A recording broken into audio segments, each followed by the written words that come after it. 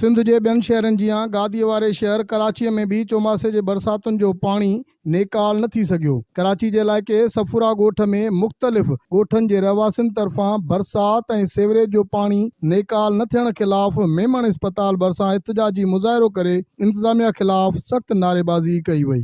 उन मौक़े ते सिंध टीवी न्यूज़ सां ॻाल्हाईंदे इलाइक़े वासियुनि जो चवणो हो त बरसात खां पोइ सीवरेज लाइन बंदि थी वई आहे, पर इंतिज़ामिया सीवरेज लाइन खे बहाल करण बदिरां रुगो फोटो सेशन करे हलिया वञनि था। वो पानी तो ठहियो, हाणे ॻोठ जे अंदर भी पानी दाख़िल थिए थो। अगर ही महीनो ॿियो बि थियो इंतिज़ामियत, मां सम्झायो घर जे अंदर भी गटर जो पानी दाख़िल थींदो, उहो असां वटि को रस्तो न आहे। हिन जे लाइ केरु कंदो?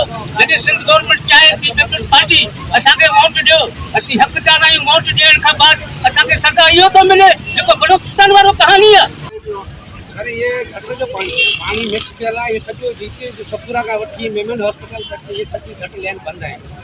इन्हनि में जेको पाणी वहे थो इन गलियुनि में वञे थो, घर जे अंदरि पाणी वहे थो और जो निज़ाम आहे पाणी जो कढण जो।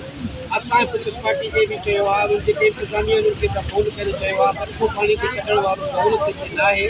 हाणे असां छा करे सघूं, जेके असां पहिरियों खां बेज़ार थी चुका आहियूं, जेके पाणी कढण वारो केरु कोन्हे। अॼु महीनो जो हिते असांजा नंढड़ा ॿार जेके स्कूल थी वेंदा आहिनि। एहतजाज कंदड़नि चेताव ॾिनो आहे त जेकॾहिं सीवरेज जो पाणी नेकाल न कयो वियो त एहतजाज जो दाइरो वधायो वेंदो। सफुरा ॻोठ ऐं भरपासे जे इलाइक़े वासियुनि तरफ़ां सीवरेज जो पाणी रोड में रस्तनि ते फिंकी वञण ख़िलाफ़ एहतजाजी मुज़ाहिरो कयो वियो आहे। लक्ष्मी सबोर जो चवणु आहे त जेकॾहिं पाणी नेकाल न कयो वियो त एहतजाज जो दाइरो वधायो वेंदो। कैमरामैन अर्जुन हुसैनी सां बशीर सजराणी, सिंध न्यूज़, कराची।